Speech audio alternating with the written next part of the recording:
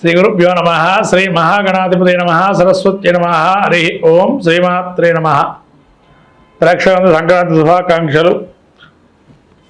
మనకు మేషరాశి ద్వాదశ రాశి యొక్క ఫలితాలు చూసినట్టయితే, ఈ యొక్క కన్యారాశి యొక్క ఫలితాలు చూసినట్టయితే, కన్యారాశిలో ఉత్తరా నక్షత్రం 2, 3, 4 పాదాలు, అట్లాగే హస్త నక్షత్రం 4 పాదాలు, చిత్తా నక్షత్రం 1, 2 పాదాలు ఈ యొక్క కన్యారాశికి చెందినవి. ఈ యొక్క కన్యారాశికి సంబంధించి గ్రహస్థితి చూసినట్టయితే జన్మస్థానంలో కేతువు, చతుర్థంలో రవి, తదుపరి పంచమస్థాన సంచారము, పంచమస్థానంలో బుధుడు, షష్ఠస్థానంలో శుక్రుడు, శని, సప్తమ స్థానంలో రాహువు, గురుడు వక్రగమనంతో భాగ్యస్థానంతో ఈ యొక్క వీక్షణ అష్టమ స్థానము. అట్లనే కుజుడు, కన్యారాశి వారికి కుజుడు వచ్చేసి ఏకాదశంలో వక్రగమనంతో ఉండడము, ఈ విధమైన సంచారాన్ని చూస్తున్నాం. కాబట్టి కన్యారాశి వారికి జన్మస్థ కేతు వల్ల ఈ యొక్క సంపూర్ణమైన దైవికాంశము, ఆధ్యాత్మికత భావన, భక్త వైరుధ్యాలు, దేశభక్తి లాంటివి ప్రజ్వల్లే అవకాశం ఎక్కువగా ఉంటుంది. అట్లానే ప్రతిదీ కూడా అప్పటికప్పుడు సమాచారాన్ని కొంత తెలుసుకునే అవకాశం ఉంటుంది. మీకు కావాల్సిన సమాచారం ఖచ్చితంగా అందే అవకాశం ఎక్కువగా ఉంది. ఏదేమైనా కూడా రవి చతుర్థం నుంచి పంచమస్థానం సంచారం వల్ల ప్రభు సన్మానము, ఉష్ణత్వము, అట్లానే రాజ సన్మానము లాభించే అవకాశం ఉన్నాయి. బుధుడు పంచమస్థానంలో ఉండటం వల్ల వేళ తప్పిన భోజనం చేయటం వల్ల కొంత అనారోగ్యం వచ్చే అవకాశం ఉంది. కాబట్టి సకాలంలో భోజనం చేయటం అనేది ఉండడం మంచిది. అట్లా శుక్రుడు, శని షష్ఠస్థానంలో ఉండటం వల్ల శత్రు పరాభవాన్ని చూస్తారు. రుణాన్ని చేసే అవకాశం ఉంటుంది కొంత శుభకార్య నిమిత్తము.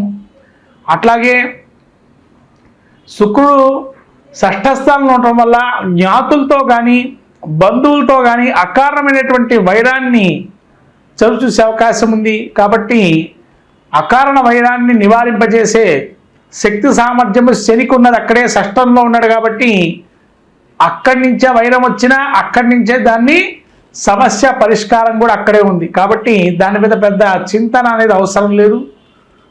అట్లాగే ఇంట్లో ఉండే కుటుంబంలో భార్య కానీ భర్త కానీ వైరంగా ఉన్నా మళ్ళీ వాళ్ళు కలిసిపోయే అవకాశం ఉంటుంది. ఎందుకంటే శని షష్ఠస్థానంలో ఉండటం వల్ల అవన్నీ కూడా తాత్కాలికమే అని చెప్పడం జరుగుతుంది మీకు మీరే.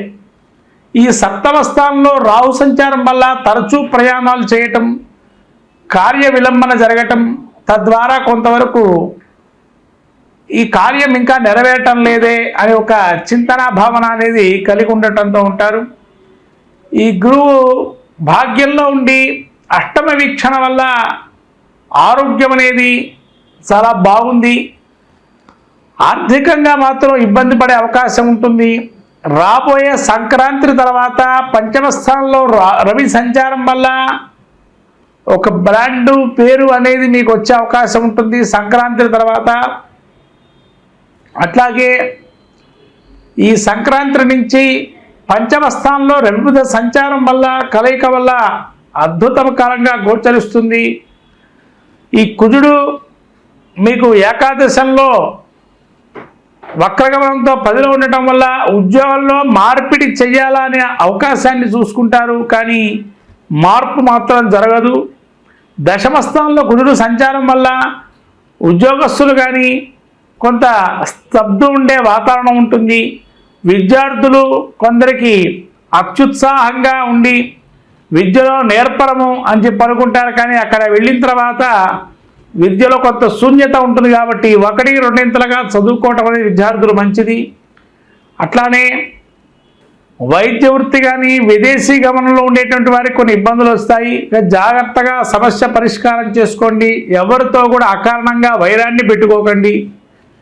అట్లాగే ప్రముఖులుగా ఈ యొక్క రాజకీయాల్లో ఉండేటువంటి వారు కానీ, అంటే సినీ వర్గ ప్రముఖుల్లో ఉండేటువంటి వారు కానీ కొన్ని ఇబ్బందులు పడే అవకాశం ఉంటుంది. తాత్కాలికమే ఇబ్బందులు, పరిపూర్ణంగా ఉండవు ఎప్పటికీ. కాబట్టి కొంత ఇబ్బంది పడినా రాబోయే కాలం మనదే అనే భావంతో ఉండడం మంచిది.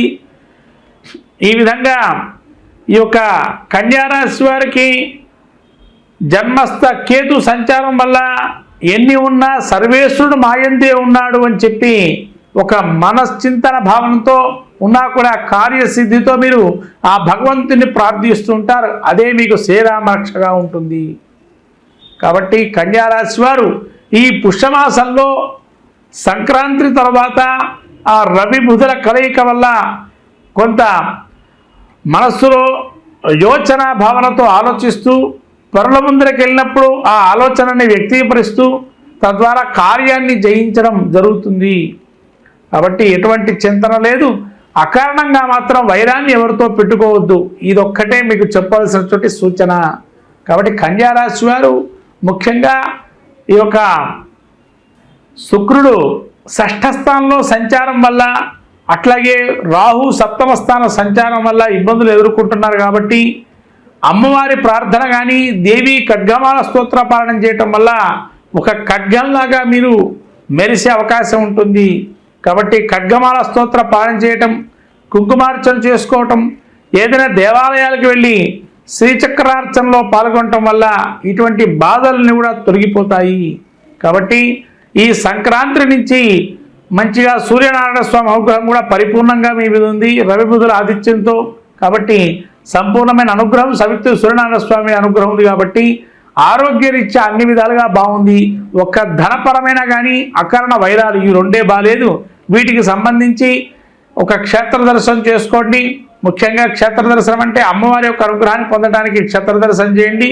తప్పకుండా మీకే విజయం సాధిస్తారు.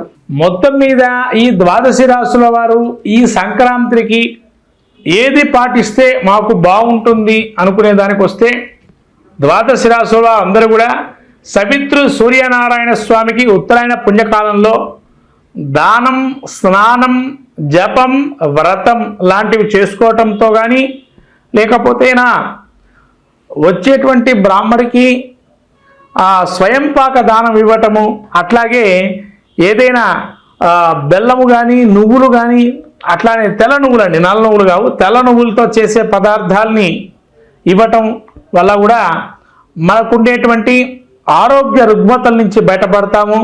అట్లానే కార్య సాఫల్యం పొందాలి అనుకున్న వారు ఎవరైతే ఉంటారో ప్రతి విజయాన్ని ప్రతి విషయంలో విజయం సాధించాలి అనుకునేటువంటి వారు ఈ యొక్క సూర్యనారాయణ స్వామి ఏదైతే సంక్రాంతి రోజు వాళ్ళు శక్తి కొలది జిల్లేడు పూలు కానీ జిల్లేడు ఆకును తీసుకొని ఆకు మీద మనకు ఏదైతే కోరిక ఉంటుందో దాన్ని ఎరుపు రంగు ఏదైనా పసుపు ఏదైతే మన కుంకుమ మిశ్రమం కానీ లేకపోతే సున్నము అండ్ పసుపుని కలిపినటువంటి చూర్ణాన్ని తీసుకొని మంచిగా ఎర్రగా వచ్చేట్టుగా చేసి దానిలో సూర్యనారాయణ స్వామి బింబాన్ని దించి దానిలో మీరు కోరికని రాయటం కానీ లేకపోతేనా మీ కోరికని చెప్పి దాన్ని స్వస్తిక్ ఆకారం కానీ ఓంకారాన్ని కానీ రాసి ఆ సూర్యనారాయణ స్వామి బింబాన్ని దించి దానిలో ఆ సూర్యనారాయణ స్వామి అనుగ్రహాన్ని పొందటం వల్ల శత్రు జయాన్ని కూడా సూచిస్తుంది.